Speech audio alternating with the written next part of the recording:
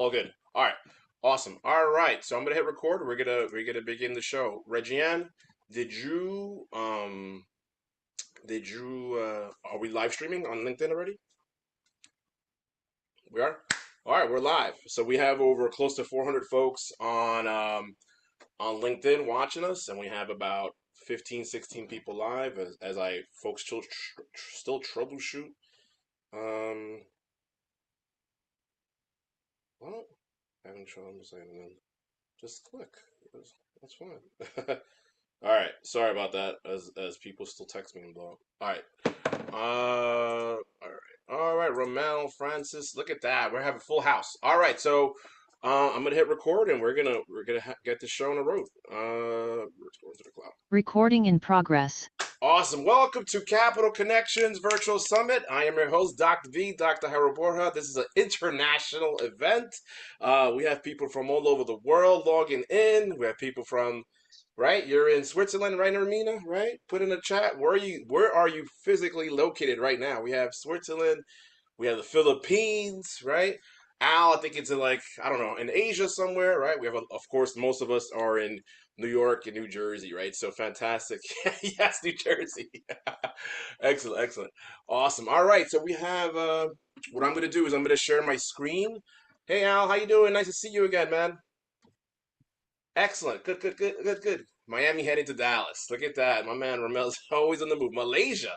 This is an international event, right? So it's funny how I went from an idea back in the fall of last year, and then now December was a pilot, and then now it's my third one in the year, and it keeps getting bigger and bigger and bigger, right? So awesome. All right, so I'm going to share my screen. Thank you, thank you. Yes, yes, yes, yes, yes. Please, yeah. If you could just put where you guys are. All right, everybody's excited. Excellent, excellent, excellent, excellent. Good, good, good. So I'm going to share my screen as far as the agenda for today, and then we're gonna get started. All right, so you should be able to see my screen there, right? All right, so here is the agenda for today. You guys, it's a little small, but you guys should be able to see it. So today's agenda is simple. I'm gonna talk really briefly, quick overview. We'll get into our first keynote. Hopefully he's here in a few minutes. Then we'll get into our second speaker. We'll do a little Q&A as well. We have an alumni panel for Elevation. I have a fantastic breakout session for you guys. We'll debrief, we'll take a break, and then we will come back and we have a couple of folks discussing, or one folk discussing angel investing at VC, and then we have someone talking about 1031. I'm gonna do like a second breakout session, and then I wrap up, right? So it's gonna be a fantastic day. And I'm very excited, right? I'm very excited for today. You guys should be able to see my PowerPoint, right, Natamina? Yeah? Okay, good. Excellent. Thank you, thank you. I'll keep it short and sweet, and then I'll turn it over to hopefully my first speaker gets here. If not, I'm gonna have to just go with the flow, right? That's what happens when you're live, right? So welcome to the third Capital Connections of the year, or the summer edition of the Capital Connections Virtual Summit. I'm Dr. B, Dr. Harold Borja. So thank you for everyone participating in the chat and letting me know where you're from. As again, it's an international event. It's not about information, but today hopefully you'll make some decisions today, right? So I'm excited for you guys. So most of you guys know me, but if you don't, President Borja Consulting Group LLC, two-time Amazon best-selling author, real estate investor, and I'm involved in 350 units in Cincinnati. My most recent deal with my mentor Mike Ely, Wendy Guzman, and some others. I'm also involved in a couple of deals in the Carolinas and in Louisiana. I have 20 plus years of experience in higher ed and financial services. I have my own podcast and I oversee entrepreneurship programs for the Hispanic Chamber of Commerce here in Jersey. So today's focus is going to be about the state of the capital market right now, and then hopefully by the end of the day, you'll have a nice perspective as far as, okay, here's um, my perspective on self-storage or buying and selling businesses or real estate or angel VC, right? And then by the end, hopefully you'll be able to set up some time and connect with me one-on-one, or even just say, you know what, Dr. B, this is what I don't want to do. Thank you. Awesome, right? So excellent, excellent. All right, my speaker is here. Awesome. All right, so that's my advice to you guys, to everyone here, is just look, have a good time. I know some folks have, lives and all that. Just jump in and out as you can. But I would say for those that are gonna stick at it for the long haul, just have fun, and definitely make your way to networking. Look, there's 20, 21 people in here right now, and the live list is gonna keep growing as more folks kind of log in. I'm having someone text me that she can't go on still. I don't know why. I don't know what's going on. But I don't know, but it took me a long time to get in, my friend. Oh, I've never had a problem like this before. I know. I'm like, dude, Zoom. I know I've been using Zoom since COVID, and nothing, no issues till today. Out of all days, right? The day of my event, right? But it's all good. They're We're all doing here. upgrades. Exactly, exactly. All right. So before I turn it over to Mark, right? So most people here, right? They think they have a capital problem, but they don't, right? So it's all about clarity, and hopefully by the end of the day, you'll be able to have that clarity. Say, you know what? I could do this fix and flip, or I could buy this business, or I could invest in this, or I could invest in that, right? So it's all about clarity, right? It's all about organization, right? Positioning yourself and confidence. All the stuff that Normina and I spoke about in our podcast, which is dropping in a few weeks, right? So, capital follows this, not necessarily hustle, right? Just because you hustle doesn't mean you're doing it correctly, right? So that's why hopefully after today, you'll have that clarity, and hopefully we'll have a more expanded conversation after that, right? Awesome. All right, so Mark, you're here, right? You're finally here. I was stalling a little bit. I was like, oh man, I was gonna go to Plan I'm B. finally here. Awesome, awesome, good, good, So good. you have to turn your sharing on, Sarah. You have to put your setting on to share because it Oh yeah, won't yeah, let me yeah, yep, share yep. my I got you. I screen. got you. Yep, yep, yep. I got you, buddy. I got you. Yep, yep. You should be able to share And then I now. think we're good. Yep, yep, yep. Excellent. All right, so I have our All right, I'm first speaker. co-host now. Good. Thank you. Yep, yep. No, no, thank you. Let's Thank you, see. brother. All right, I'm I'm gonna turn sharing over my to my screen. Hopefully. guy Mark Eklund, and he's gonna take over. He's gonna let you know about architecting that exit. Mark, the Does floor is yours, everybody brother. see my screen? I can see your PowerPoint. Yep, you just gotta hit yeah, There we go. yep, you good. Yep, perfect. Yep, All right. you got it. Let me just get rid of this little thing here. Okay, so I put this together for this meeting specifically. So my name is Mark Eklund. I've been since the 90s running my own businesses. I have been now on my 21st business. I'm concurrently running five. I'm in the middle of selling two. So there's lot going on. I'm in multiple vertical markets, not just security. So, I'm in health tech, I'm in green energy. I'm just very involved in a lot of different things. 24 Areas is a consulting company that I own as well.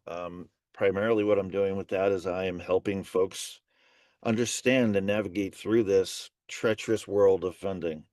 And I've got also a lot of, I'm leading the Security Industry Association out of Silver Spring, Maryland for startups in security, just in case anybody's interested in joining that. So I'm going to start with this, talking about a blueprint, which is kind of a silly thing to say because although you're going to create a blueprint, you're not necessarily going to follow that blueprint because things change, you pivot when things get tough, and you move from there. And let me see if I can get this thing to move.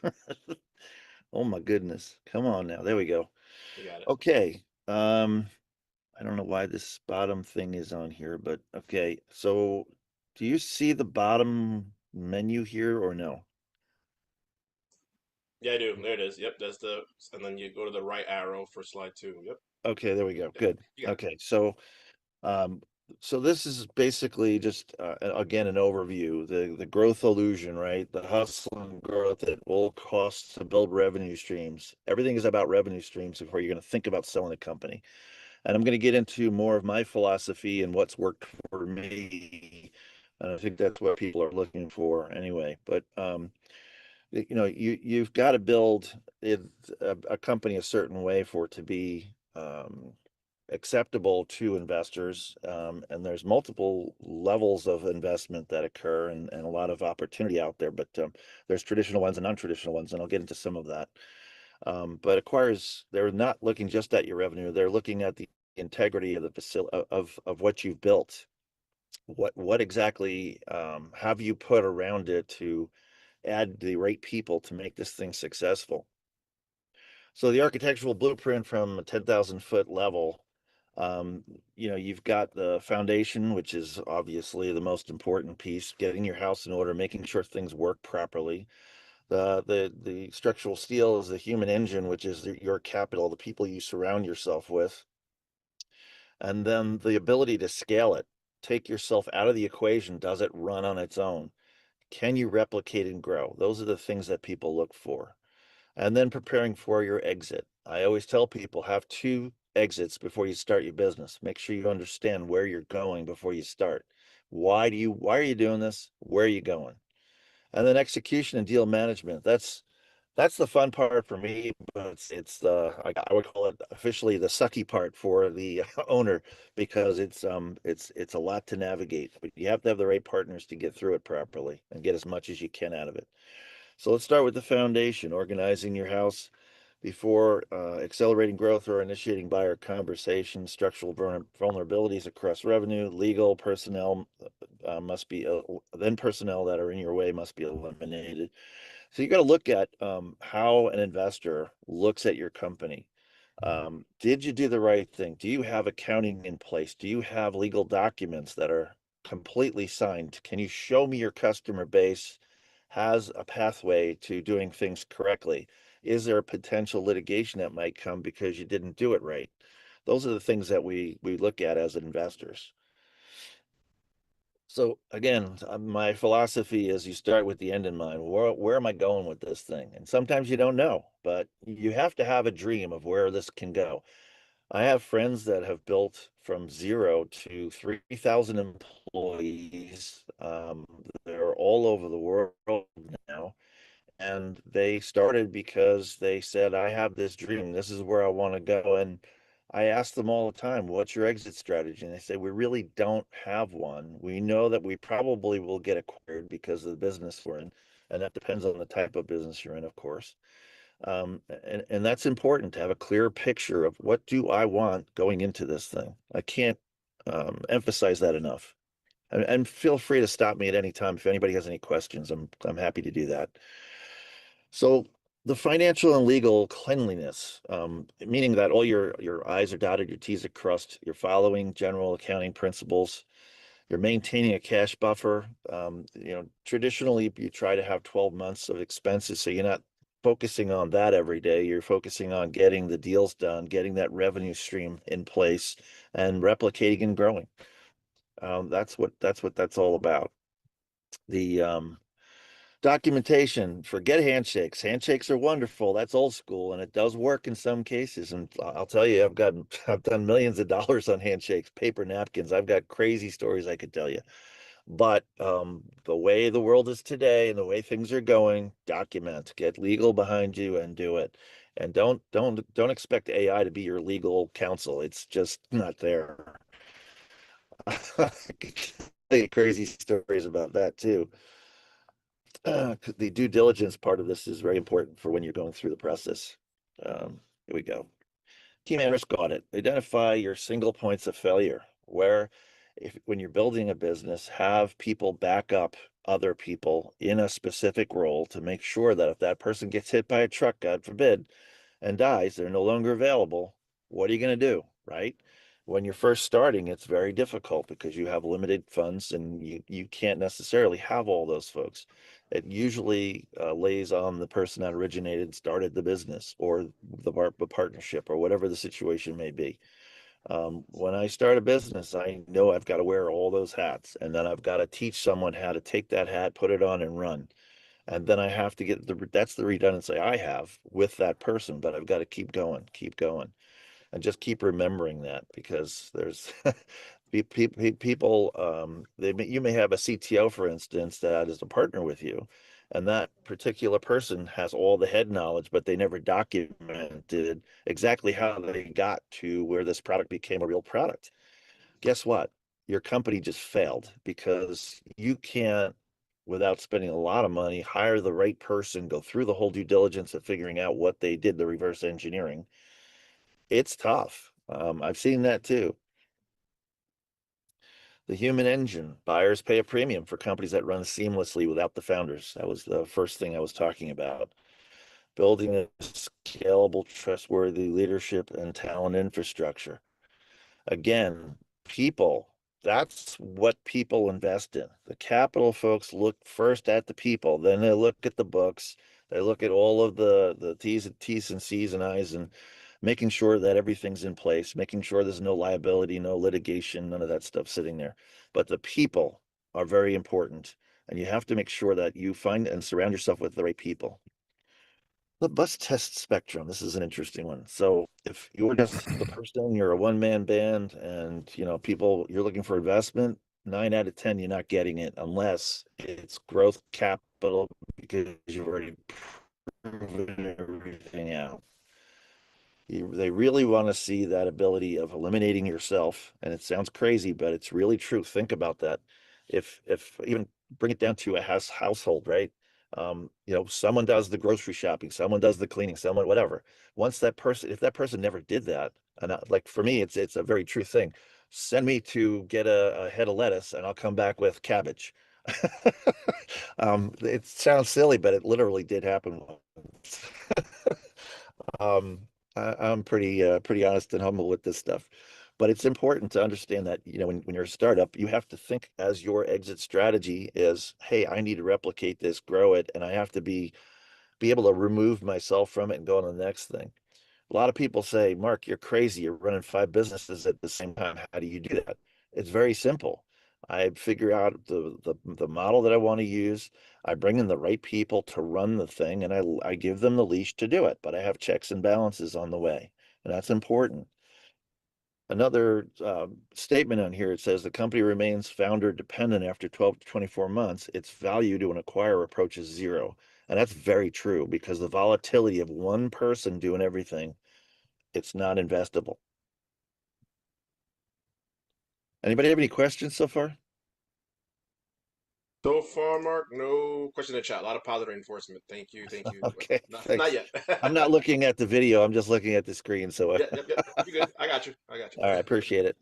The scale up, the talent architecture, right? Skills mapping.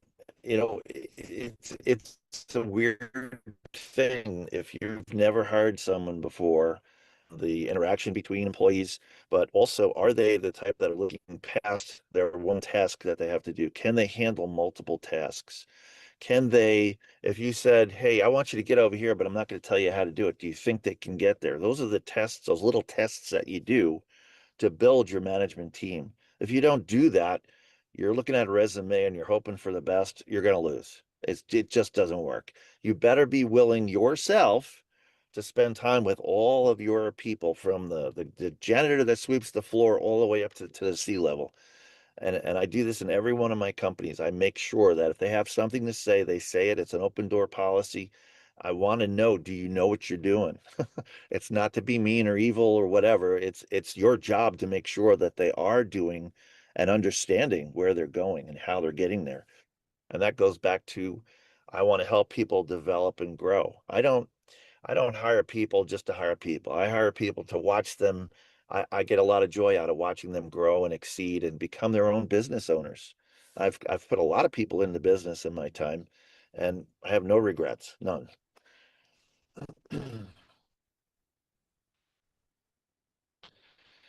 High trust in operations. There's a lot of things.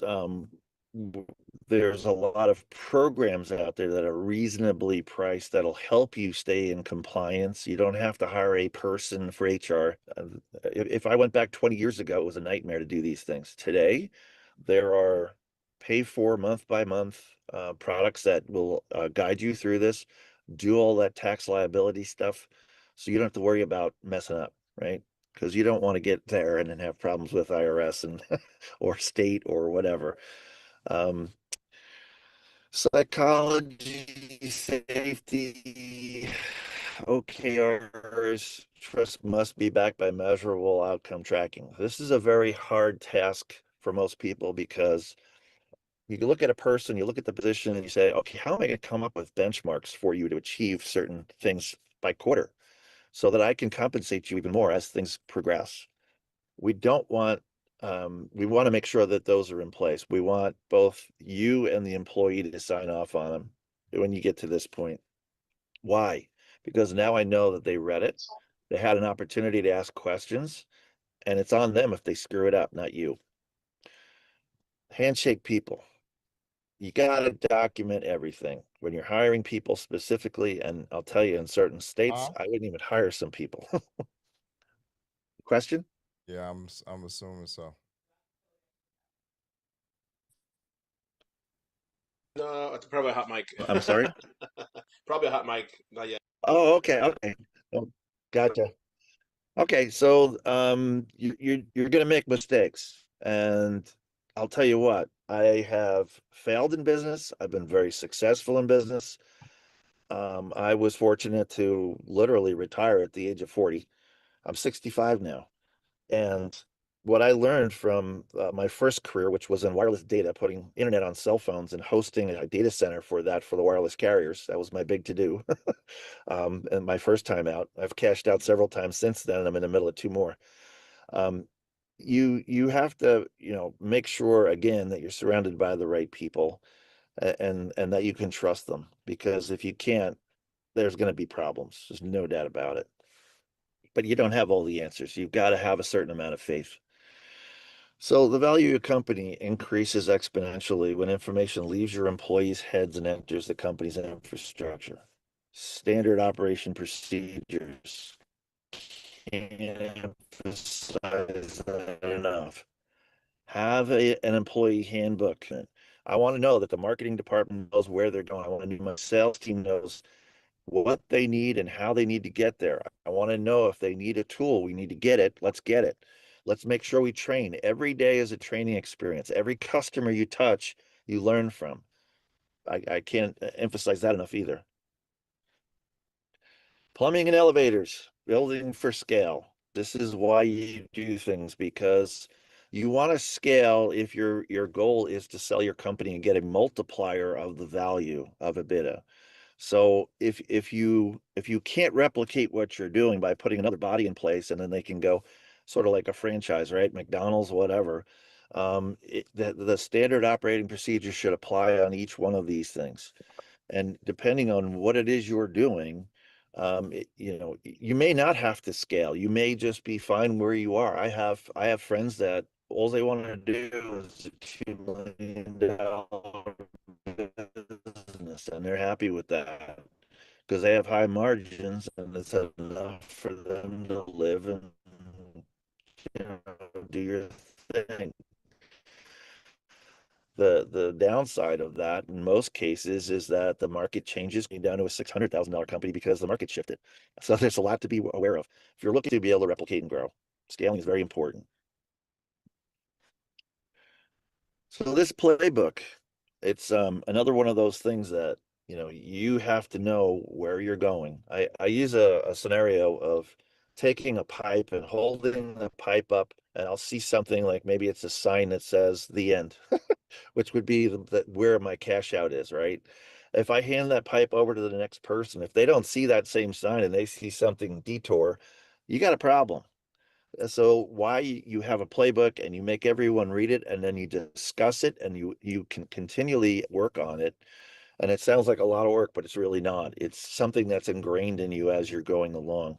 But it is a mandatory process. Think about this. You talk about a Salesforce. Salesforce goes out there and maybe they're trying to sell a widget, and there's a certain vertical market they have to go. Maybe it's health tech. So they're going in there with this new FDA approved product, and they don't have the training where they understand the acronyms used by doctors that they're trying to sell to, or they don't understand the product. It's a real problem. And so those are more things that you have to have in place, and the playbook ensures that you'll watch revenue grow when people are aligned. That's really what this is about.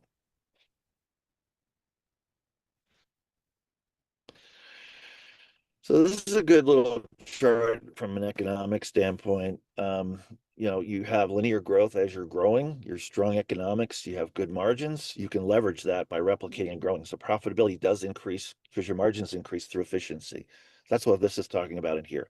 And that's again part of scaling. Everybody wants to scale when they own a business. They want to get as much as they can, or you're just not in the right spot. Um, I will also say this, that margins, if you go into the grocery world, you're getting 2 to 4% tops on profit margins. It's a volume business. So you better understand that if you're going into that business. You go into security, you're looking at a 40 to 60% margin if you're going to go through distribution. 60% is where you want to be. 40% if you're going to go direct, because you're going to discount off of that ultimately. These are things you have to learn as you go. Understand your market, do your research. But profitability obviously is how you win. So you got your go-to-market playbook, you got your tech stack if you're doing something technical. You look at the economics of things out there, competition, all those things, and then you can exponentially scale. Being able to automate it, and this is a peeve of mine. I'll share this. I'm an old timer DOS guy who was one of the top resellers for, if anybody remembers, Act and Goldmine in the DOS days. It actually went to Windows after that. But in the country, we were top resellers of that, and that was a CRM, but more on steroids. And we were able to do things with that, and people still can't figure out. But the point is, CRM today, like a HubSpot or whatever you're going to get. Some people, use Slack, whatever. But the bottom line is they're really great tools, but they're getting so darn expensive. You've got to be real careful. And they're trying to do things like, hey, for $250, we'll give you one seat for the year. Well, when you get it, you find out that there's only these things you can do, and most of it's the reporting that you can't do. And that's why you'd want it in the first place. So you've got to be really spending time doing your due diligence on what works for you, right?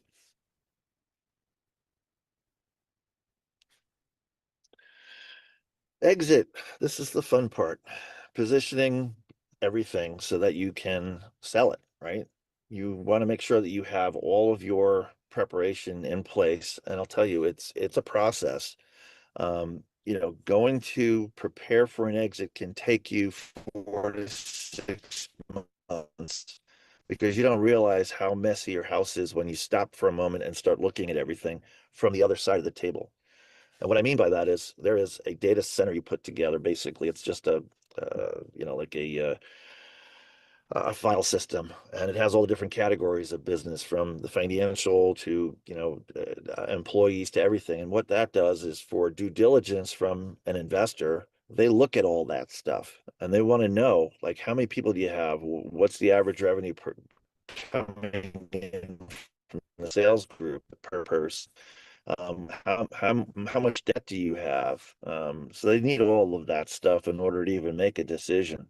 And if you have it in order and you do it correctly, and there are some automated systems out there that are kind of pricey, but if you have the right team bringing you to this, and I can't say enough about that. It does cost you money, but there are people that'll work it with you. I've seen people charge $100,000 to do it, and I've seen people charge $10,000 to do it. It really depends on where you're at in business, how much money you're bringing in, and what you can afford to move forward. But if you can work with someone that is in the M&A business that can help guide you through that, it's worth every dollar. So the buyer metrics, different buyers want different things, and this is a great slide, right? So a financial versus an acquisition. And some people don't even get the difference, but one is, hey, I'm going to just buy your company. I want to leave it the way it is. I like what you're doing. You're profitable. We just want to give you more horsepower to go replicate and grow even further. On the strategic side, it's like, hey, I'm already in this business. I want to take your account base. I want to absorb it into the parent company. And I may or may not take your folks. I'm going to interview them and see what I do. So those are important aspects of your exit strategy.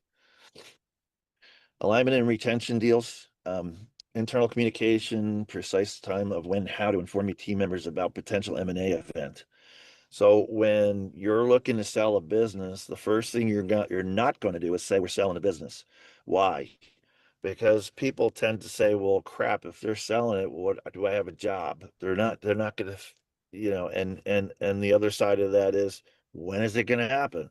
It doesn't necessarily happen in 24 hours. It usually happens in 4 to 6 months if you're doing it right.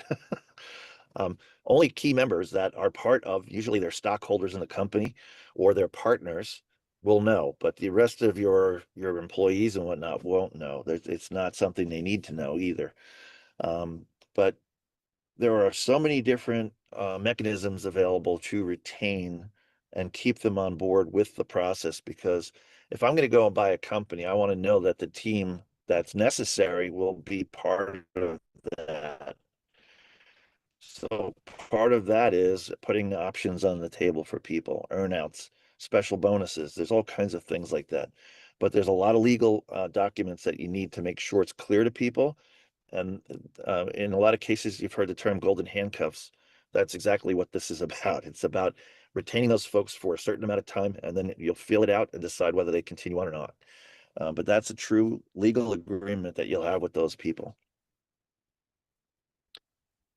Strategic partners, if you have someone, say you're a manufacturer and you're looking to acquire customers and want to go direct, in that case, you would look at your distribution partners, and you already have and know who they are. You've got relationships you're building for that.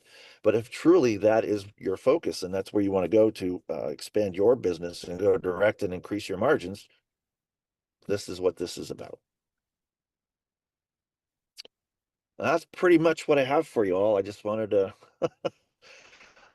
That was awesome, um, Mark. We have a couple of questions in the chat, so that was fantastic. hopefully that's enough time for you. Nah, I love it. I love it. Yeah, Okay, I right on time appreciate too. it. Nah, Uh, great job, brother. Al Thank is you. asking, due to the advent of AI, bosses are thinking of cutting down staff or key personnel in order to reduce operational costs. What's your opinion on that? It depends on the employee. It's the person's experience is something AI is never going to replicate for now. I look at people very differently. I care about people, and that's why I am successful.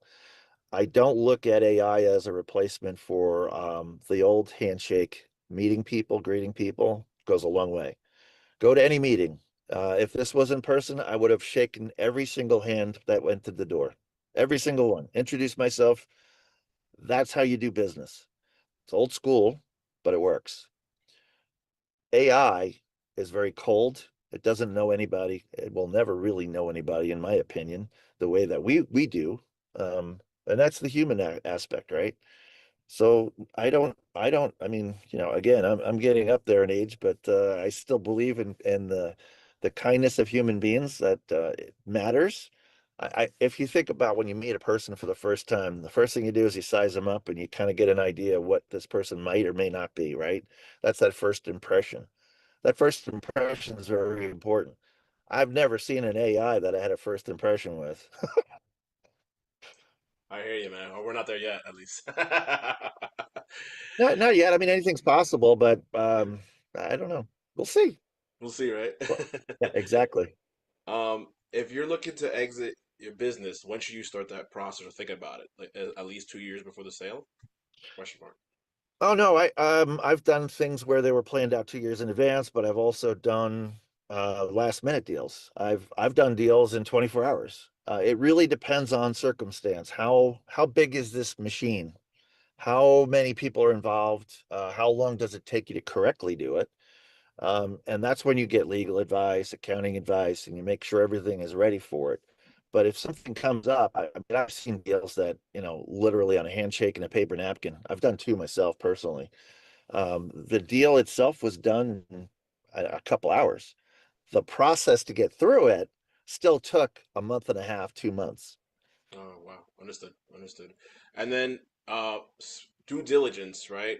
So Mhm. what are you looking for? I think you put it on your slides. Is it the numbers? I mean, what else are you looking for besides the financials? You're going to interview the people. The people matter. That's usually the first thing I do. I feel like to feel the culture. If I'm going to buy a company, I want to know that everybody's communicating and doing the right thing and not being sister and brother and bitching at each other. It's the best way to put it. I, Right. I want I want harmony in a business, right? That's number one. After that, you're looking at, well, what is this business about? Is it scalable? How far can I take it? Is it a $5 million company? Is it a $50 million company? Is it a $500 million company? because I'll already have plans on where I would roll this to. I have a very different viewpoint on businesses. It's not, again, the business, it's the people and who's going to get you there because none of us on this call can do it all. Can't. Yeah, it's definitely a team sport for sure. Um, I have a follow up after that as well. For those that are, um, we have a lot of mixed folks here, right? Some folks are in real estate, other folks are in business, right? Other folks are in the tech space, right? So, what advice would you give them to learn? What's the first step if they're looking to grow and scale their business? If they're already in business, they should know their market very well. They should know their competition even better. And they should understand that you have to test things before you jump because things get very costly if you make a mistake. That's true. But you're gonna make mistakes, so don't be afraid. Right. Got it. Got it. Understood. Understood. And I guess with today's technology and AI, I guess it makes it easier, harder, It the same, accelerates it. It accelerates it.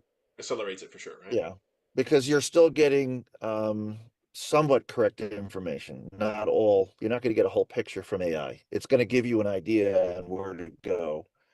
Um, there have been situations where even lawyers have gone in front of judges and talked about cases that never existed before because AI said they were.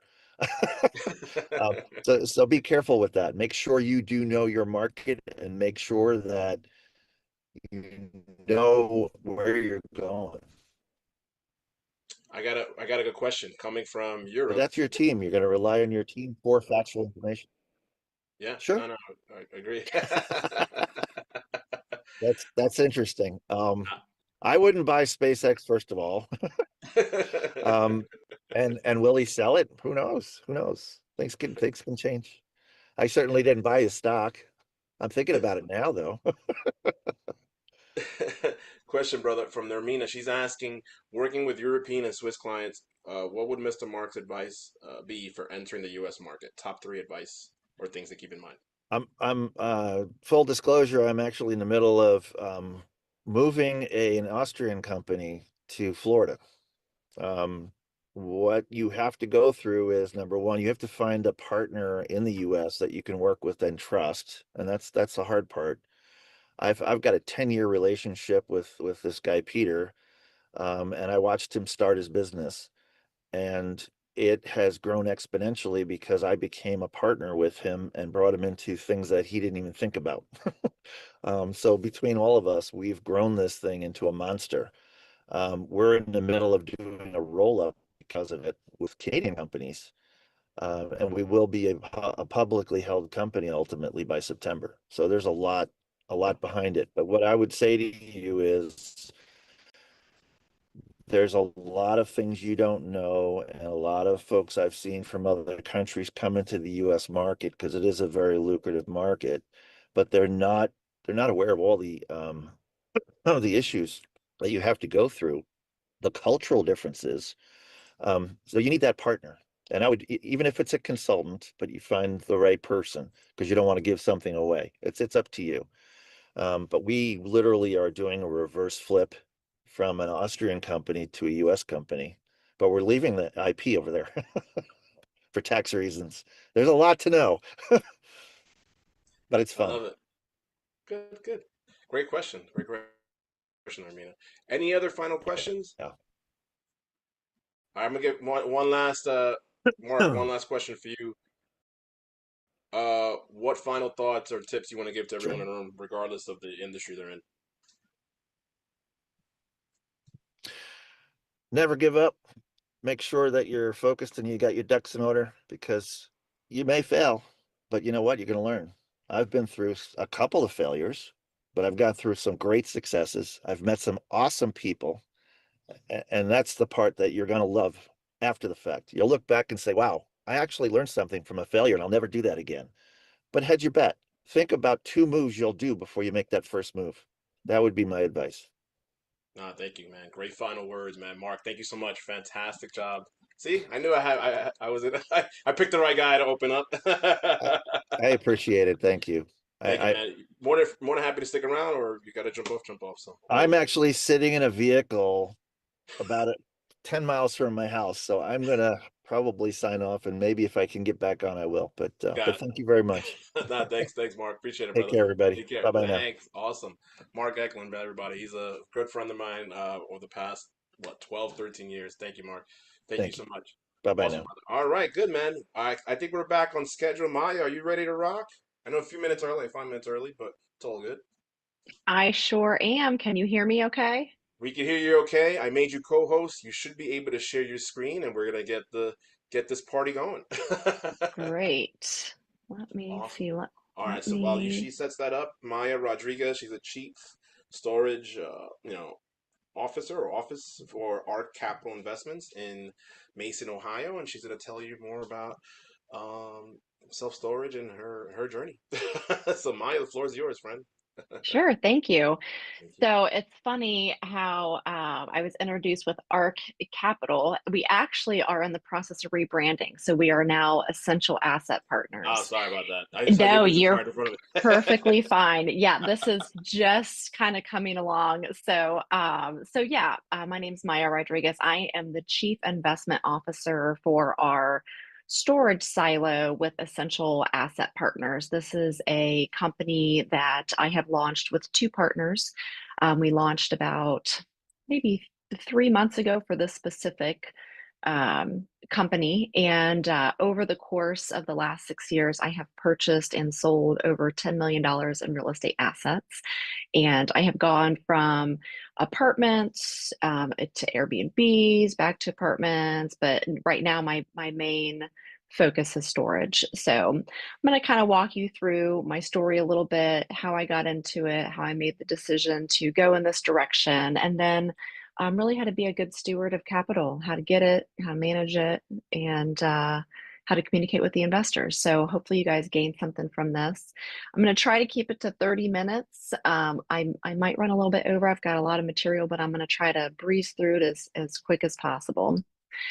All right. So I'm going to give you a little bit of background on me. So my story is different than most people's story. I ended up having a baby in high school. So I was the teen mom.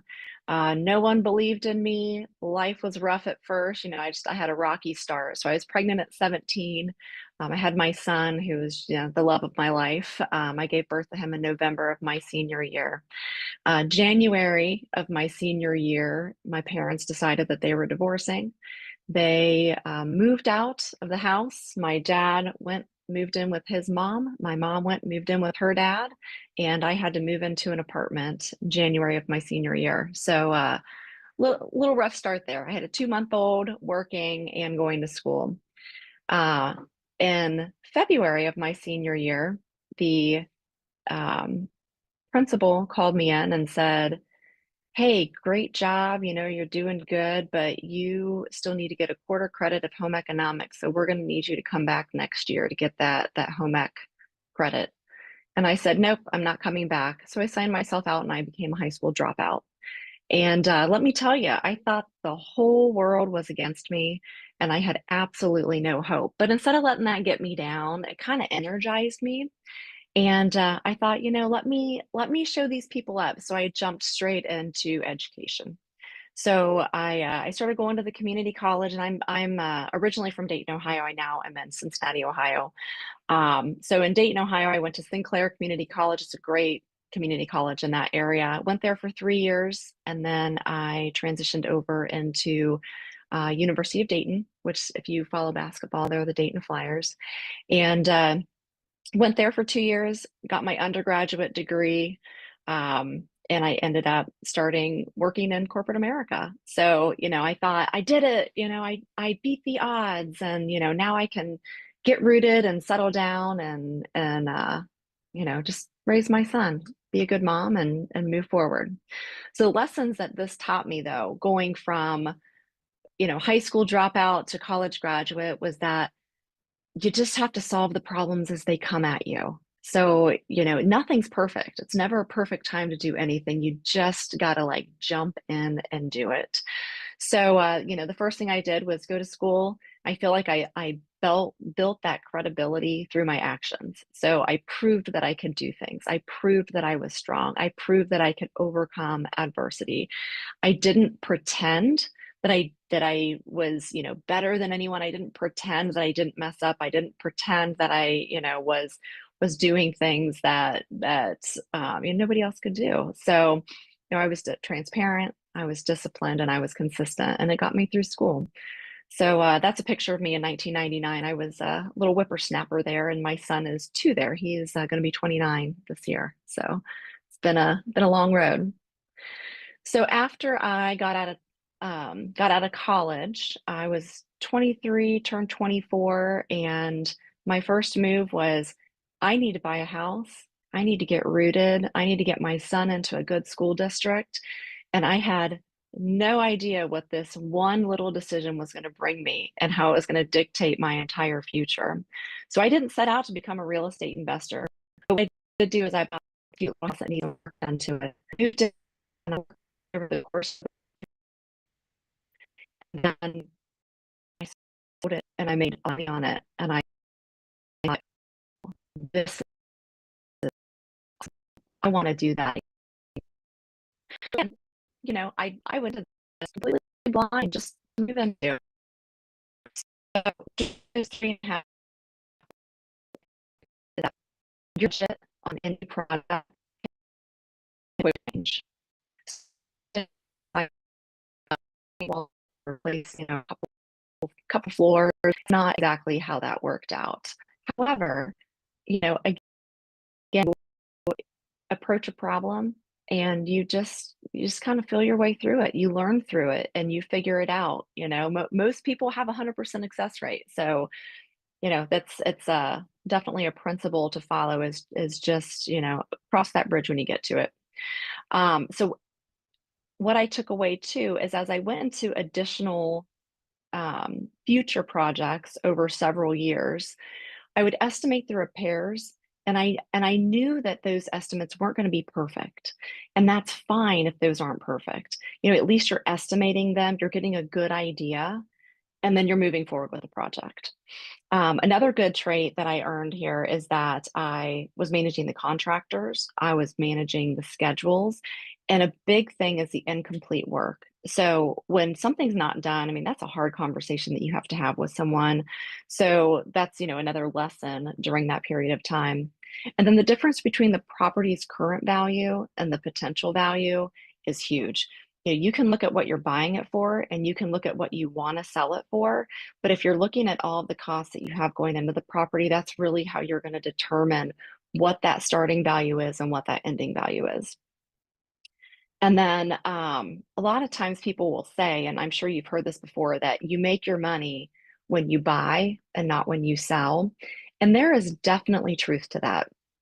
So when you're looking for a property and, doing the analysis, if you're buying it at a price that's higher than it deserves, and then let's say that there's some sort of maybe market drop, or the market softens in some way, shape, or form, and you're selling during that market, that can knock out all of your profits. So it's really important to understand what the value is of, the items that you're buying.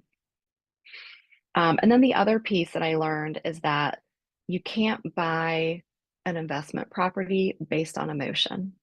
So yeah, that might be a really cool house or a really cool storage facility or whatnot, but you absolutely cannot be emotionally attached to anything related to business. And this is not just about, buying houses and fixing them up or buying storage facilities. This is all business across the board. It cannot be an emotional decision, and your numbers have to be accurate and you have to back them up. So I did the house flipping thing because I loved, the profit in my first house. I did it for about 15 years. And then when my son graduated from high school, my company approached me and they wanted me to go to grad school. And this was back in, my goodness, it was 10 years ago. This was back in 2016. And at that point, I was really focused on doing more real estate. I thought, I don't really like doing marketing, which is what I was doing in corporate America. Not crazy about it. Let me keep doing this house flipping thing. Let me look into doing some additional things. So I hit the pause button and I went ahead and went back to grad school. My company paid for it. I wasn't happy about going, but it was definitely the right next step for me. I didn't really feel like I was being productive when I was there and like I was wasting time. But the lessons that I took away from that were huge.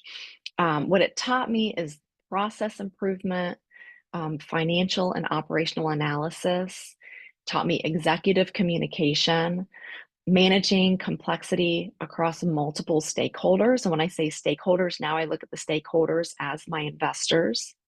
And then looking to create repeatable systems instead of relying on individual effort. And I think Mark touched on that a little bit too, that you have to have a strong team and you have to have people that you rely on. Well, that's one of the things that I took out of grad school. And then advocating for yourself and knowing that you are adding value to something. So even though my master's was in engineering, it was in industrial distribution, I learned so much about business and processes and how to run a business and how to move forward. So upon graduation, the skills that I took away with me, yeah, they helped me a little bit in my day-to-day corporate job, but really looking at becoming an entrepreneur and growing in real estate, I took so many valuable lessons away from there. Oh, I'm froze up here.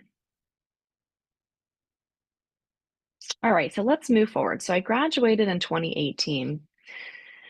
I thought to myself, let me start looking at apartments. So I partnered up. I found this great partner. We're still partners today. We together launched the new company of Essential Asset Partners and brought on another partner as well. But I just had this thought, I can do something bigger.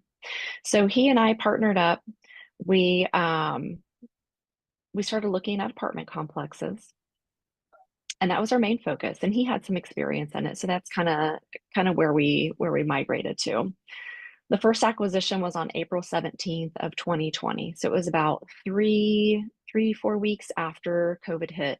This one was fun. We closed in a church parking lot under an awning on a pop-up card table.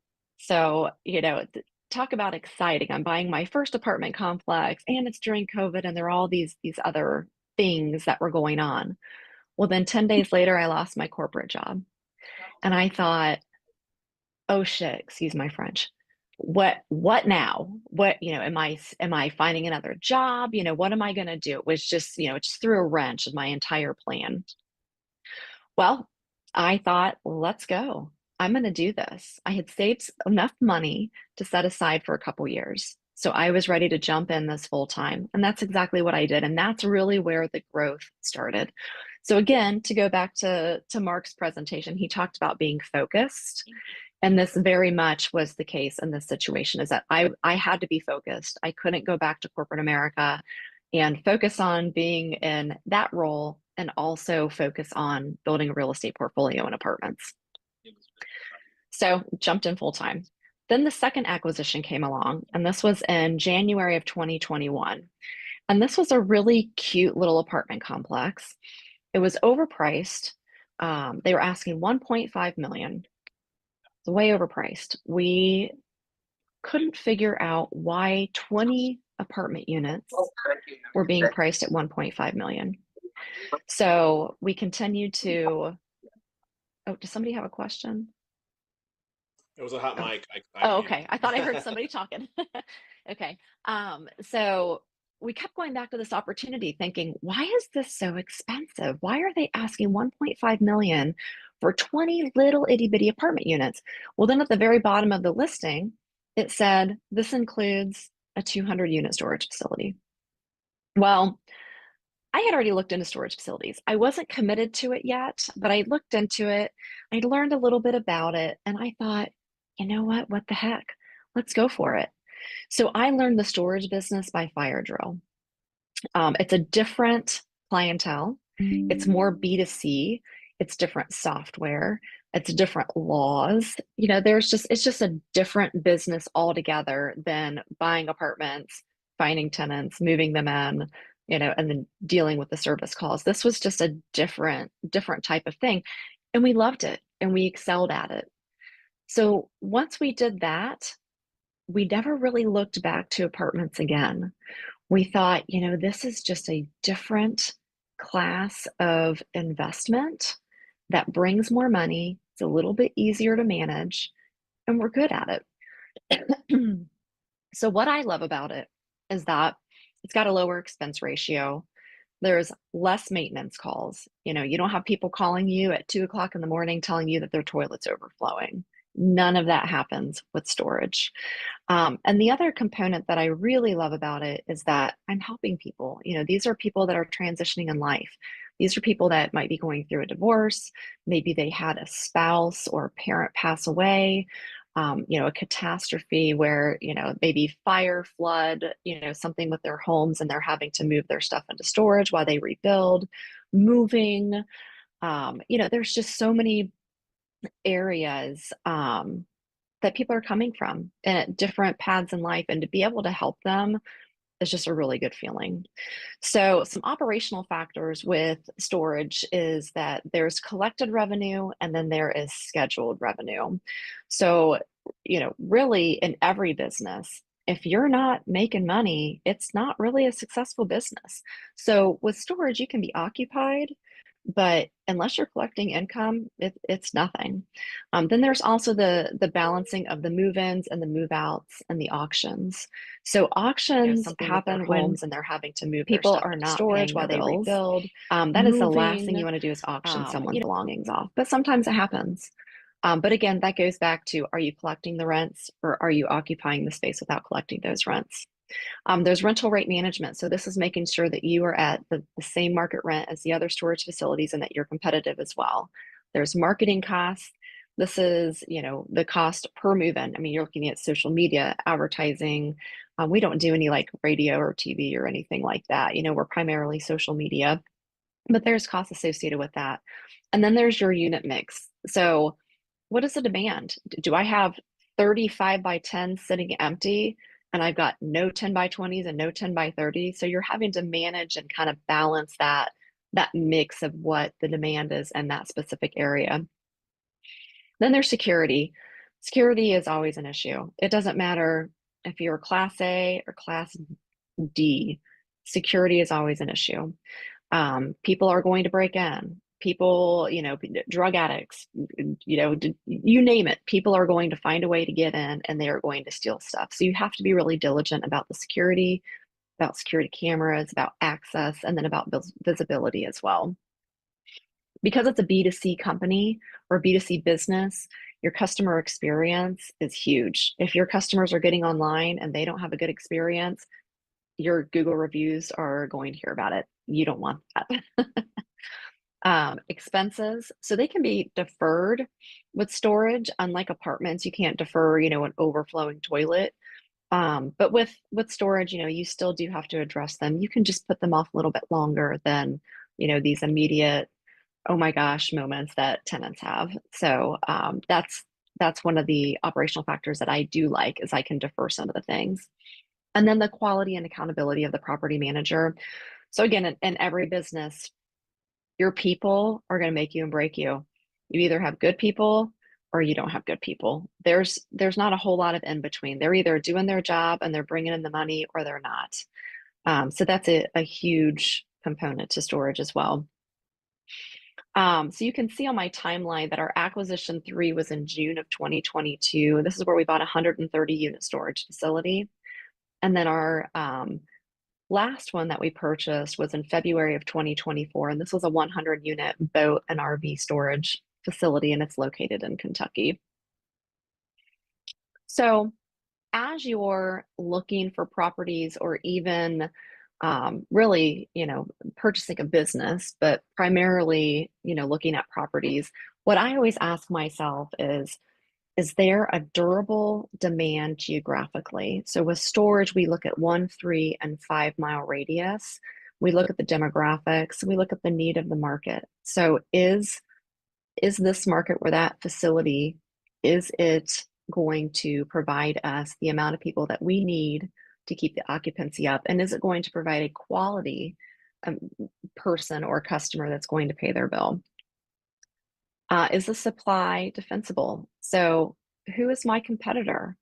What is the landscape? What is the market doing? There's also things called feasibility reports. This is a report that you can have professionally done. This is going to tell you who's in the area, what the need is, what the current supply is in the market. So this really breaks it down into data for you so that you can see, is this a good investment or is it not? Is the basis reasonable? So am I overpaying for the property? Am I buying potential? Am I buying the seller's vision? I looked at a property a few weeks ago and it was a $10 million storage facility. It was actually about a $5 million storage facility. However, the current owner had built it and they were in the lease up period, and he had his pro forma and not the current, what's currently happening. He said, hey, once you fill it up and once, you know, everything's great, this is how much money you're going to make. And so I'm selling it for this amount. Well, that was not accurate because they're only 20% occupied. That means that I'm taking on all of the risk and I'm paying a premium for it. The next one is the income real. So what is that actual income that's coming in? What is the T12? And if you don't know what a T12 is, that's the trailing 12. So that's your previous 12 months of income. So what is that? And does that align with the price that you're asking? Because with commercial real estate, you're buying the business. You're not buying just the building. You're buying the book of business. You're buying with apartments, you're buying the tenants. With storage, you're buying the customers. You're buying the income. So does the income match what the asking price is? Then there's the what can I control?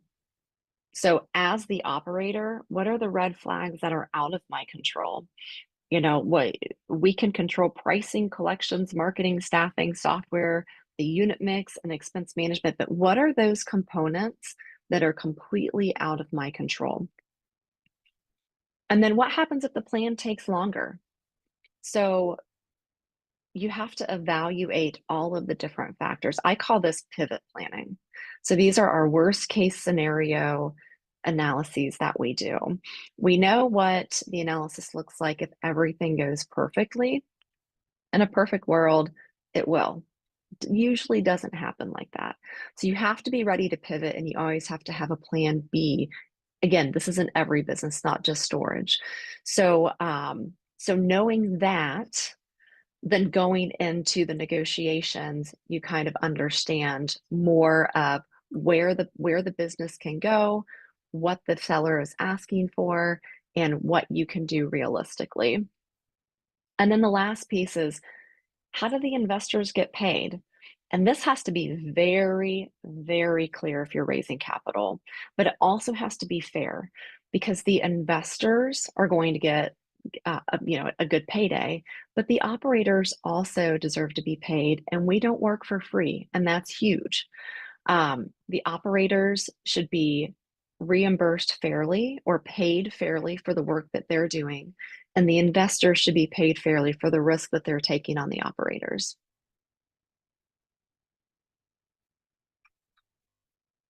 So what the investors, or what your capital wants to understand, so these are all of the things, or all the questions that you're going to be asked as an operator. And really, it's all going to come down to experience and credibility. And your first projects are going to have to be smaller so that you get this credibility, and then you can incrementally grow from there. So I started, my first apartment complex was a 20 unit. Then I bought another 20 unit and I bought a storage facility. Then I bought another storage facility. Then I bought another storage facility. So you start small and you start to incrementally grow from there. These questions that the capital providers are going to ask you can be directly related back to the questions on the previous page, which are the questions that you are going to be asking the sellers. So I went in here and I kind of tied them to the different questions. So what your investors are going to ask you. So what has the person operated before? This is your credibility. You know, this is where you can say, I operated a storage facility in this area and this market, and this was the performance, and this was the return. So there's your credibility. You know, how has the property, or yeah, how was the property selected? You're going to have to be able to defend your thesis on purchasing this property and borrowing their capital for it. So, you know, what's being developed? What are, you know, who are your competitors in that area? So this is all through due diligence. You don't get an opportunity to do due diligence unless you're buying properties or businesses. So you can go down here and kind of see what those questions are that the investors are going to be asking you and how that ties back to the questions that you're asking when purchasing the property or the business.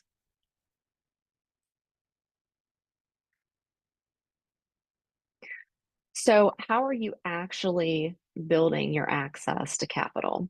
Well, you have to be an expert in your area. So knowing what you're doing, how to do it, and showing that you've done it before is very important for those investors that are willing to put some capital forward. You have to know the investment inside and out so that you're able to explain it well. When you develop a track record for execution, even if it begins with the smaller investments, they'll be able to see that you're incrementally growing from there. And the larger investments that you get, the more capital you're going to need to get those off the ground. So understanding the project and knowing what you need going into it is also going to validate some of that credibility as well.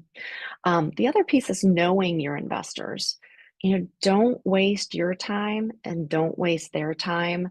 Don't try to convert them. If they buy in the gas and oil industry, don't try to convince them that they should buy a storage facility with you. That you're just going to be on two different pages and you're going to be wasting your time and theirs. And then I think the most important piece is being honest about your experience and about your limitations. So if this is your very first facility or business that you're buying, they need to be aware of that. You need to let them know, here's what my experience is. Here's why I believe that I'm going to do a really good job with this business. It's small, but take a chance on me. So, you know, be transparent and answer honestly. And then, oh, I skipped one, build relationships before you have an offering. This really comes down to networking. Network, network, network. So when you're at the point that you're actually presenting an opportunity, an investment opportunity to an investor, you are going to want to explain the problem and what the market need is. So you are the expert here. So you have to step up and act like the expert and be knowledgeable enough about this market, about this product to explain that to the investor. Show the acquisition basis. This is basically going to be your purchase price. You know, what is the purchase price? Why does that purchase price work, or why doesn't it work? Maybe it started out at one purchase price and you got it down to another. Those are wins that you want to explain to the investor, that they see that you are experienced enough to negotiate, do the purchase, and work through the business. Show the current income, not just the projected income.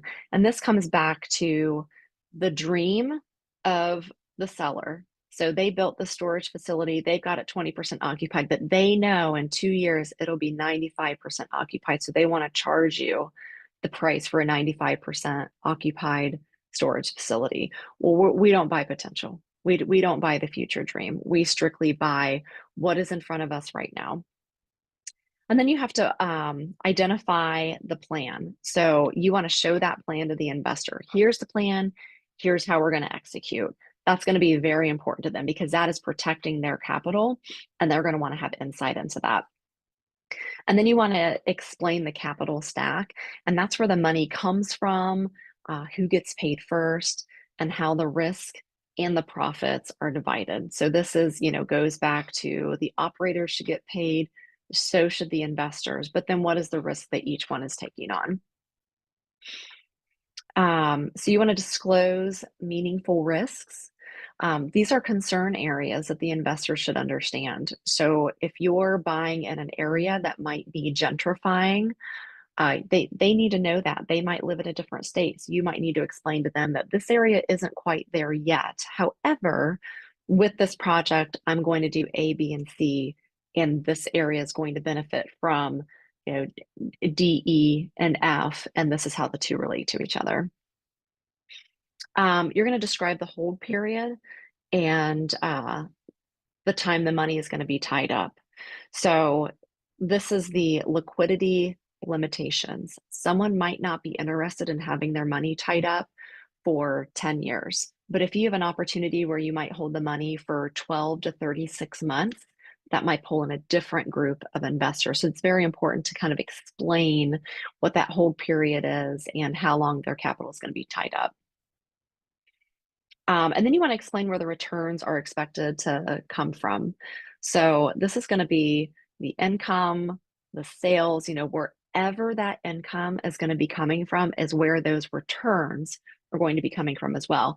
Now, you might not be able to pay them a whole lot while the project is going on. However, the projection is that you're going to get 120%, for example, 120% return on their investment or on the property that you're purchasing. So maybe they get paid out at the end of the project, but either way, they have to understand where that return is coming from. And then you also have to show that there is the operator and investor alignment, and this is going to be that risk and reward between the two. So what are you risking? What are they risking? And then how are you both being rewarded? So how do you actually build access to capital? So after the actual closing on the project, the company, the property, you're going to want to communicate consistently. This is going to be key to earning their trust. I typically do quarterly reports, so they know exactly what's going on each quarter. They see what the income was, they see what the expenses were, they see what the plans are. The challenges are in that quarterly letter. But that communication is really what is going to get their trust after you close. Report the bad news early. So if you're up against something and they need to be aware of it, or this might impact the plan or the returns, they need to know as soon as possible. And then you want to separate the facts from the forecast. So typically in my investor letters, I have a column for what the current performance is, and then a column for what the forecast is. So how are we meeting the forecast that we projected? Explain what changed and what management is doing about it. So again, this is that pivot planning that I was talking about. So what has changed? Where has your plan pivoted at? What are you doing differently? What are you doing about the issue that has come up or the concern? And where are you going from here? So communicating that is also going to build their trust in you, and it's going to show them that you're not afraid to take on a challenge that you may not have known was going to be there. Now, during that time, so when you do, hit a road bump in a project, don't disappear. Absolutely stay in contact with them. Let them know what's going on. Be overly informative of the facts of how the situation occurred, how you got here, and what your plan is to get out of it. And then treat the investor capital as a long-term relationship. It's not transactional. Yes, it is transactional as far as them wiring the money over, you purchasing the property, but the relationship itself should be long-term, because that investor might end up being a long-term investor down the road. So you're going to have bigger projects that come up, and this person might want to take another chance on you because they had such a good experience with you from the first time. And then my principles are: don't hide the problems. Do not over apologize for normal business realities. Do not pretend the outcome is certain. explain the facts, explain management's responses, explain the unknowns or what remains unknown, and keep communicating. So my key takeaways for this is that your first, quote unquote, capital is your credibility. So again, it's building that experience, even if it's in, the very first thing that you do. And for me, it was being 24 years old and buying a home to live in with my son, getting rooted, building that property up, and then doing it again. That is credibility. It's small, but it helped me grow and grow and grow. And then based on today's economics and not tomorrow's dream. So based on today, what does this project look like? And if you're forecasting that out over 5 or 10 years, you're still going to take today's assumptions, but you're also going to run your worst case scenarios and your best case scenarios. So let's say interest rates drop. Well, that's a best case scenario. So you have that run in the background. You've got access to your analysis on that. But then you also have your analysis on the worst case scenario, which, for the last 3 years, interest rates have skyrocketed. That's not been great in real estate, but we've got those worst case scenarios. The good thing is that in situations like that, you've got time on your side, and time is always your friend.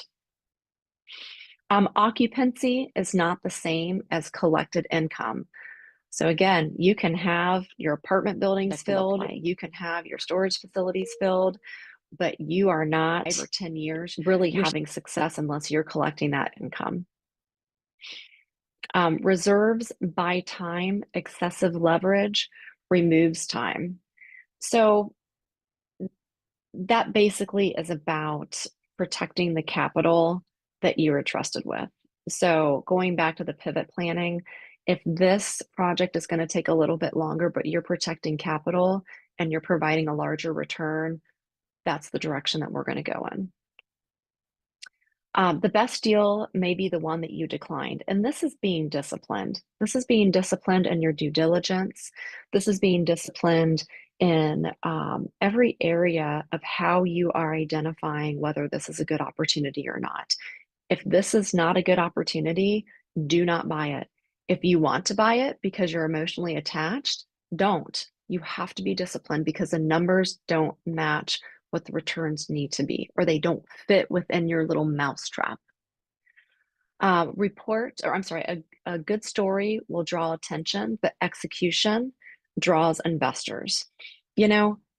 I have a good story. I was a teen mom. I put myself through college. I'm now educated. I've got this business growing, but I wouldn't be able to do what I'm doing have I not executed and had I not been successful in how I'm executing. That is what is going to draw your investors. And then report issues early, explain the response clearly to your investors. And this goes back to that communication and being totally transparent and upfront so that your investors are not in the dark about something that, potentially might go awry down the road. And then your capital preservation begins before the property is purchased. So once you have secured capital, you immediately are protecting that and growing that. Worst case scenario is that the project, goes bad and you're losing capital. You absolutely do not want that to happen. And in my eyes, that can't happen. But it's also, investors also understand that there is risk with investing in operators, buying businesses, buying real estate. There is a risk associated with that. So I'm going to leave you with this. Your path does not have to be perfect. Mine certainly was not. What matters is that you keep learning, you keep growing, and become somebody else can trust.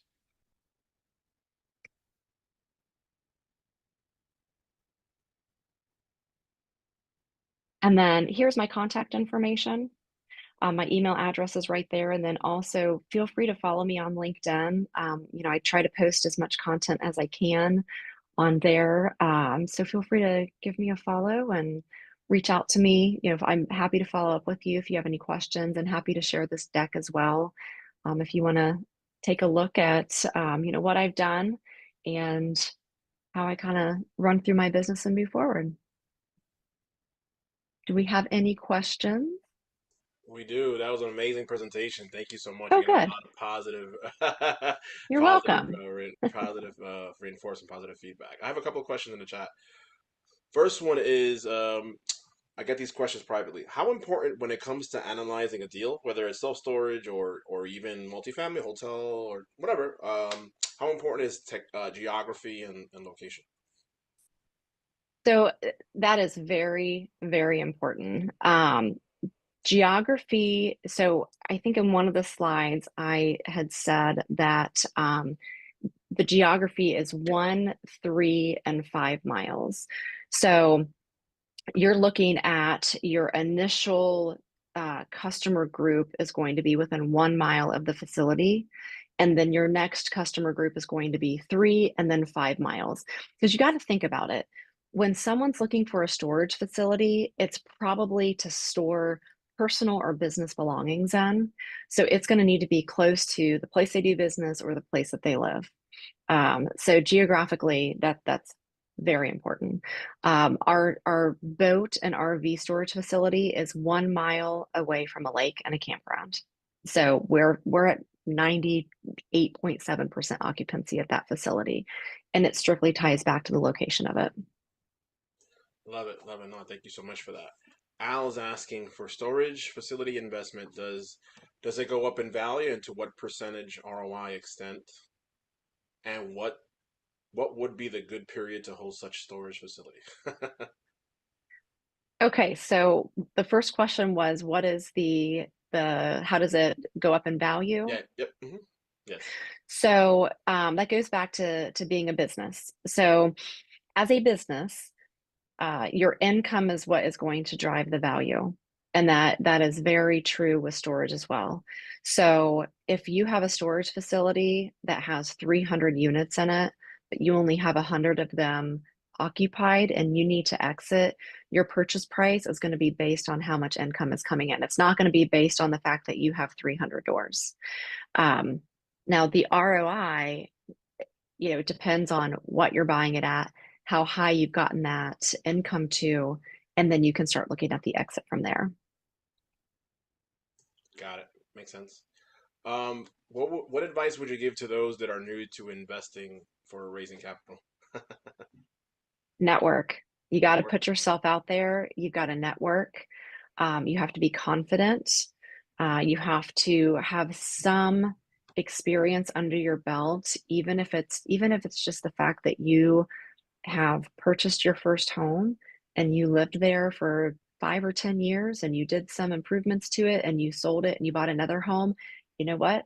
That's experience, that's credibility. You can frame it differently. So it sounds like, you know, maybe it was a little bit more of a business venture, but you know, that's your credibility, is that you do have experience with real estate. You have closed something, you have sold something, you have improved something. Got it. No, thank you for that. Appreciate that. What should you know about the investment when presenting to a potential investor? Like, what's the minimum that you should definitely know? Like, I always tell my folks when I coach them, like, you have to know the deal in and out, right? Everything from Yes. numbers, neighborhood, all that stuff. Anything else? What would you like, according in your perspective? Like, what should you know, like, when presenting to the investor? So exactly what you said. You have to know this property inside and out. You have to understand who the competitor is. You have to understand the market that it's in. You have to understand the demographics. You have to understand the customers. You have to have your best case scenario and your worst case scenario. Like, all of that stuff is very important when pitching this. Anything in addition to that, I mean, really, when you're raising capital, your investors want to know what their returns are going to be. So you have to understand what your plan is, what you're going to execute during that holding period. Are you going to add a building to the facility And if you do, what is the projection of that lease up period? What is the projection of that income that's coming in? And what is a projection of how you're going to increase existing rents? Because that income piece really is going to be the most important component, because that's what's going to dictate the returns that are going to the investors. Got it. I hope Awesome. that answered it. No. It was good. It was good. I'm getting people still trying to log in, so I'm just typing. No, don't mind me. Nope, you're good. Uh, You're good. um, how important is knowing your investor? I love that one slide, right? Because a lot of folks try to pigeonhole folks into like, hey, you have to do this syndication, but yet, like you said, they invest in oil and gas, or they invest in gold, or they invest in something else, tech, right? So, how important is knowing your investor, and then of course knowing the risk tolerance, right? So, I'll give you an example, and you know this, right? Because we go way back, Mhm. right? So, syndication is a 5-year deal, right? It's more of a long-term play, right? But for Mhm. some folks, that's too long to tie in their money, right? So, for some folks, they could tie it a year or two or 3 months, whatever it is, right? So, how Mhm. important is knowing your investor and knowing their risk tolerance? So that's where the networking comes in. So just through general conversation, you're going to be learning exactly what they're looking for, what they invest in, how long they want their money tied up. So that's just going to be your general conversations. And then what I do is I kind of have almost like a numbering system. Like I know that I invest in storage facilities, and I know that my next investment is going to be around $10 million. So if I'm talking to someone who is really interested in investing in storage, but they only have $50,000 to invest, that's probably not the person that I'm going to spend a lot of time with. I might refer them to a smaller operator that does the smaller projects. So again, and that's still a component of that networking piece. So I'm learning about them, and I might not be able to help them, but I'm going to refer them to someone else. And the same is going to happen with you as well. Someone is going to meet someone that might have $3 million that they're looking to deploy. And I'm looking for a 30% deposit on a $10 million storage facility. Well, now we're talking. These people not only have the money to invest, but they're also interested in a safe investment. And so those two components right there means that they're going to be my number one on my investor list, that I'm going to spend time with them. I'm going to get to know them. I'm going to allow them to get to know me. I'm going to be transparent with them, and I'm going to continue to build that relationship. And then hopefully through that relationship, they're going to have other friends that have money that they would like to invest as well. So Love I it. hope that kind of clarifies that Nah, that's that very piece. good. And it is about listening. Yeah, right. Being a good, and I consider it sales, being a good salesperson is listening and learning what people are looking for, and then seeing if that aligns with what you're looking for as well. That makes sense. And if that 50K person send my way, I've got Right? a project. I will. I Good, absolutely good, good, will. good. You spoke about communication. Like, I'll give you an example. My the second deal I did had a fire, delayed a lot of the refi and all that, but thanks Mhm. to the operators, we were able to salvage the deal and actually profit now, right? Mhm. But there was a lot of communication with the investors, and actually this morning we got our I'm an LP and a GP, limited partner and a general partner, so I got the we got our quarterly distribution, right? So, but it was great because they were able to communicate, with the investors. Hey, this is what's going on. This is insurance, blah blah blah. Had moving Mhm. people. So, how important is that, right, when it comes to communication of the project, regardless whether it's good, bad, or ugly? Because Mhm. some folks tend to like not mention that, but I think it's important, right, to be transparent. How important is that when it comes to communication on a project? So communication on a project to the investors, I consider that one of my top priorities. Obviously, my number one is to make money, period. It is to increase the income in whatever business it is, and it is to provide a good return to those investors. Now, if it's between taking a call about how to increase business and income and taking a call from an existing investor in that project, my first priority is going to be taking the call regarding increasing the income and bettering that business. But then my second call is going to be to the investor, because without the trust of the investor and without their capital, I would not be able to be managing this project. In addition, if you're not communicating with the investors, some of them are fine. Some of them are like, take my money and write me a check when the project's over. And some of them are, take my money and hold my hand the entire time that you have my money.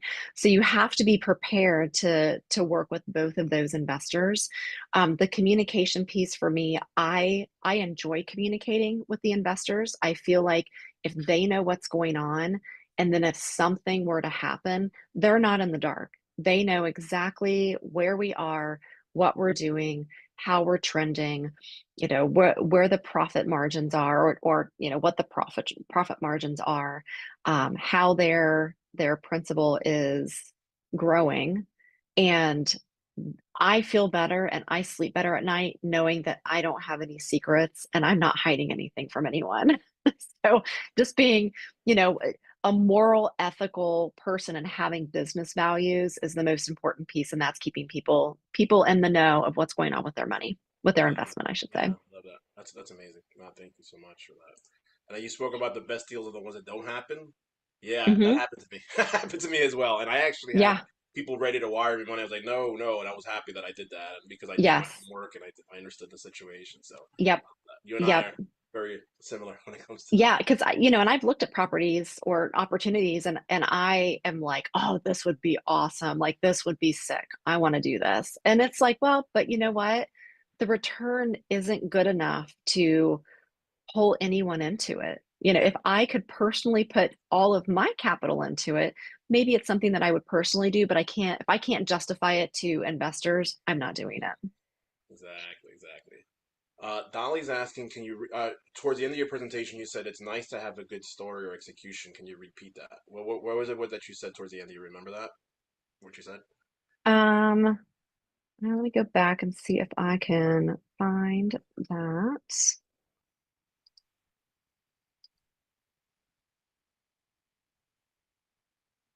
Well, she does. Okay. A couple other questions. We have time. So I can't find that specific quote. I know what she's talking about. Basically what that is that I can have a great story about, going from rags to riches, whatever. Not that I'm rich by any stretch, but I definitely was in rags at one point in my life. So I've got a great story about, becoming a teen mom and, putting myself through college and raising a great kid and then, going into business and becoming entrepreneurial. So that's a great story. That it really is. But that doesn't mean that I know what I'm doing. That doesn't mean that I am qualified to take, $500,000 from someone and grow that. I have to prove that I can do that. And that kind of ties back to that credibility piece. Love it. Wow, thank you. I hope that answers the question. I hope that I clarifies what think I you was. clarified it. Okay. Um, I'm gonna skip a question. Caesar's asking, from a business perspective, storage facilities are more financially attractive than long-term rentals and flips. Like, what's your opinion? So I think it depends on the storage facility. I think every project has a pull to it. I think what it really comes down to is your expertise and the purchase price and what the plan is. Are you good at storage facilities? Are you good at rentals? Are you good at vacation rentals? Where does your expertise lie? And that's probably where you're going to want to stay, because that's where you're going to be able to raise the capital for. If you are, buying apartments and then you say, I'm done with apartments, I'm going to start buying storage facilities. They're closely aligned, but they're very different. They're two totally different types of businesses. That's why, in our experience, we went from apartments to storage, because it's tough to do both of them. They're two totally different businesses. I think if you're buying an apartment complex at a really good price, that could be the better of the two than buying an overpriced storage facility and buying someone else's dream. What I like about storage facilities is that it's a little less maintenance. but it's a lot more communication. It's more B2C. So you're getting more customer calls. People are moving in and out every couple of months. I mean, we have people come in for a month or come in for 2 weeks because they're in between, selling their house and moving into a new house that they just got built. So, so I like components of storage a little bit more than I like some components of multifamily. So that's kind of why I went in that direction. But I have friends, throughout this industry that specifically focus on apartments, and they have no desire to do storage facilities because they don't know it and they don't want to go into something and fail. Thank you for that. Appreciate that. Gene is asking, what platforms are you using to find like these different storage unit locations? So I actually have an extensive list of brokers that I work with, a lot of storage brokers that will call me or email me if something comes available. I also look on really any place that has commercial real estate listed. I look at, what is it called? LoopNet. I look at Crexi.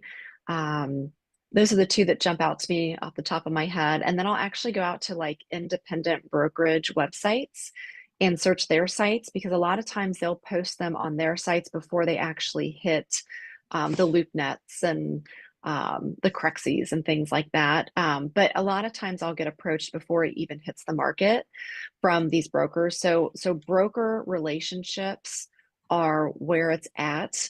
And again, that kind of ties you back to that networking piece. Just having those conversations with people that are in the industry are going to open up a lot more opportunity than surfing the web on a Saturday morning. Got it. No, thank you. Thank you so much. Al's asking, are there insurance policies linked to these storage facilities in case of a theft or fire? I assume you have that in place, right? So yeah, so it's your standard real estate insurance that you carry. Now with storage facilities, because it's a different beast, people are storing their items there at their own risk.